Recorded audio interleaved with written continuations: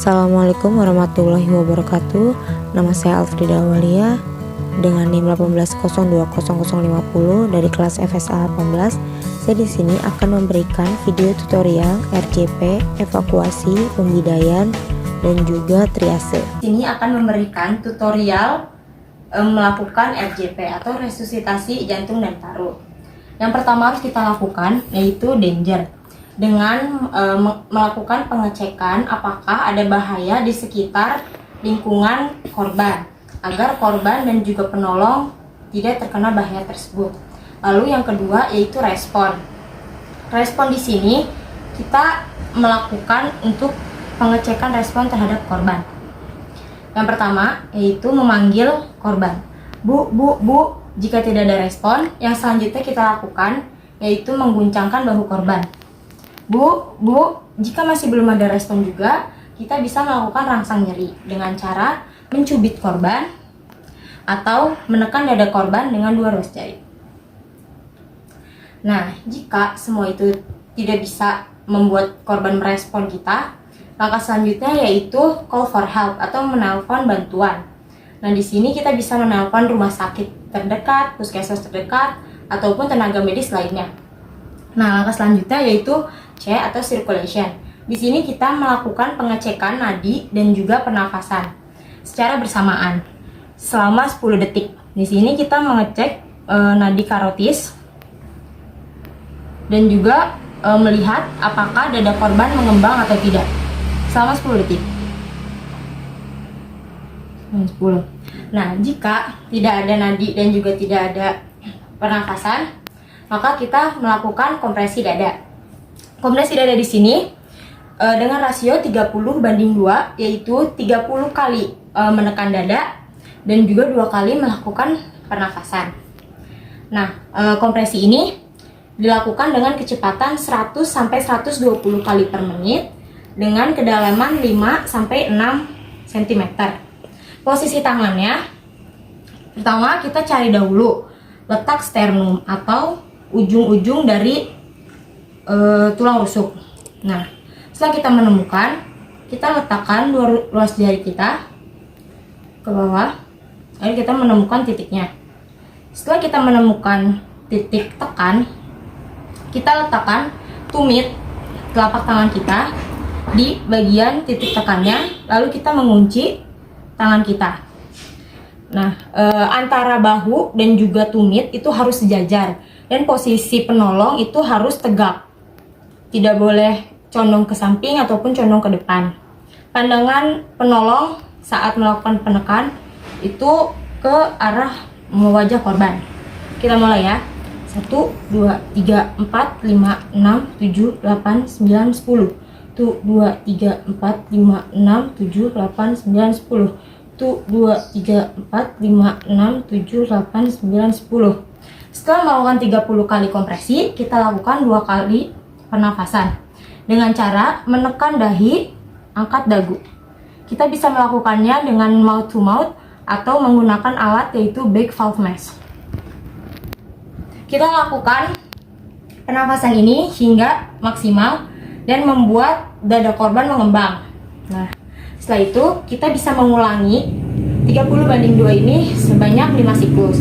Namun apabila dalam 5 siklus itu ternyata korban sudah memberikan tanda-tanda seperti nadi yang sudah mulai terasa, ataupun nafas yang tiba-tiba, ataupun bantuan datang dan juga penolong merasa kelelahan, kita bisa menghentikan. Namun jika memang diharuskan dan penolong itu kuat sehingga 5 siklus, yang dapat kita lakukan yaitu melakukan hingga 5 siklus, dan setelah 5 siklus itu kita melakukan evaluasi. Evaluasi ini dengan cara melakukan kembali pengecekan nadi dan juga melihat penafasannya selama 10 detik. Setelah itu kita bisa mengevaluasi apakah ternyata korban itu nadinya sudah mulai teraba. Jika nadi korban belum teraba dan juga pernafasannya belum ada, maka kita harus melakukan RJP ulang. Jika nadi korban sudah mulai teraba tapi pernafasan belum ada, kita lakukan bantuan pernafasan kembali. Dan jika sudah ada dan juga nadi sudah ada, maka kita lakukan recovery. Recovery ini dapat dilakukan dengan cara pertama, mengangkat salah satu tangan, menyilangkan tangan yang satunya dan letakkan di belakang kepala, lalu menekuk kaki korban dan memiringkan korban. Sekian video tutorial dari saya. Wassalamualaikum warahmatullahi wabarakatuh. Assalamualaikum warahmatullahi wabarakatuh. Ini saya akan memberikan tutorial dalam evakuasi. Evakuasi sendiri merupakan pemindahan korban kecelakaan atau gawat darurat dari tempat kejadian ke tempat untuk ditangani oleh tenaga medis. Nah, di sini saya akan mempraktekkan dengan satu orang penolong dan dengan cara dipapah. Yang pertama, kita harus mengetahui dulu apakah penolong ini mampu atau tidak untuk mengangkat korban. Jikalau misalkan mampu, maka langkah selanjutnya adalah kita melakukan fiksasi kepala dengan kedua tangan memegang bahu. Lalu selanjutnya mengangkat kepala korban hingga berdiri. Pada posisi ini pastikan penolong itu harus dalam keadaan yang tegak. Setelah itu silakan kedua tangan korban di depan dada. Lalu angkat korban berdiri dengan hati-hati.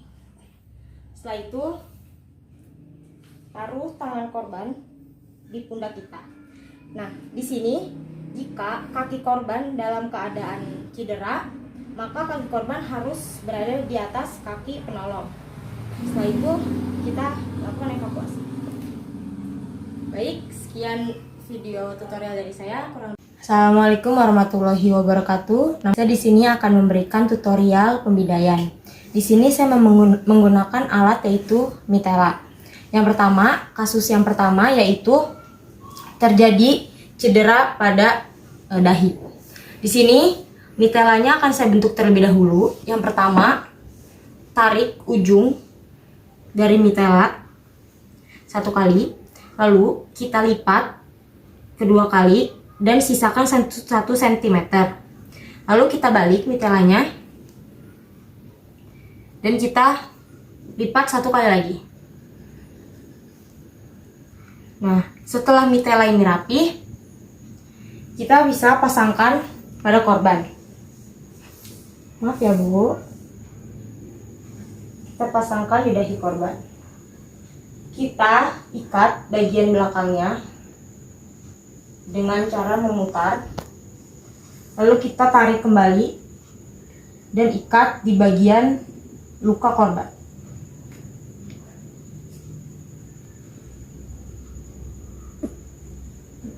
Setelah seperti ini sudah selesai. Lalu yang kedua yaitu kasus terjadi cedera pada lengan korban. Di sini saya akan menarik ujung dari segitiganya dan meletakkan di tangan korban seperti ini. Pastikan tangan korban 90 derajat. Lalu kita tarik sisi yang lainnya dan kita ikat menyimpul.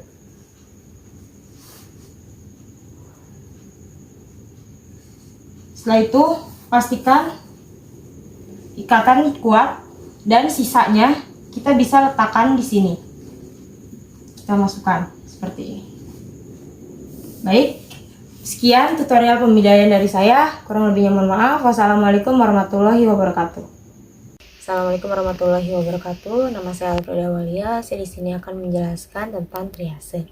Triase sendiri merupakan pemilihan korban sesuai dengan kegawat daruratan trauma dengan mempertimbangkan prioritas penanganannya. Nah, di sini triase ini saya menggunakan metode START, yaitu simple triase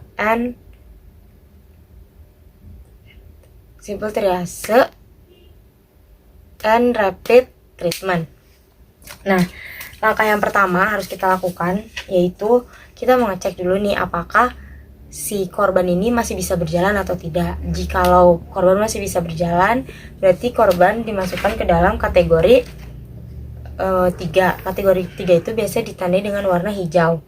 Nah, kategori 3 ini berarti penanganan pasien itu dapat ditunda karena pasien hanya mengalami cedera ringan. Nah, setelah kita melakukan pengecekan apakah pasien bisa berjalan atau tidak, langkah selanjutnya adalah kita melakukan pengecekan pada nadi, pernafasan, dan juga kesadaran pasien. Nah, cek nadinya tuh kita bisa di nadi radialis seperti ini. Nah, jikalau nadinya masih teraba dan juga pernafasan dadanya masih mengembang dan juga korban masih bisa merespon penolong, maka korban dimasukkan ke dalam kategori 2. Itu biasa ditandai dengan warna kuning. Nah, korban dengan kategori 2 ini bisa ditunda penanganannya, namun tidak terlalu lama, maksimal tuh 30 menit.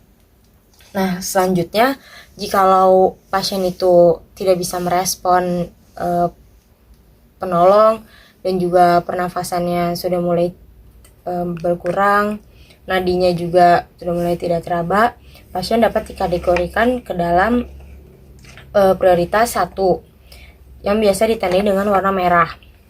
Nah, prioritas 1 ini berarti pasien mengalami cedera yang kritis dan harus segera ditangani. Lalu ada yang terakhir, itu jika pasien sudah tidak ada nafas atau henti nafas dan juga nadi sudah tidak teraba, maka pasien dimasukkan ke dalam kategori 4 yang biasa ditandai dengan warna hitam. Nah, ini kategori 4 ini pasien biasanya sudah meninggal. Sekian penjelasan dari saya. Sekian 4 video tutorial dari saya, kurang lebihnya mohon maaf. Wassalamualaikum warahmatullahi wabarakatuh.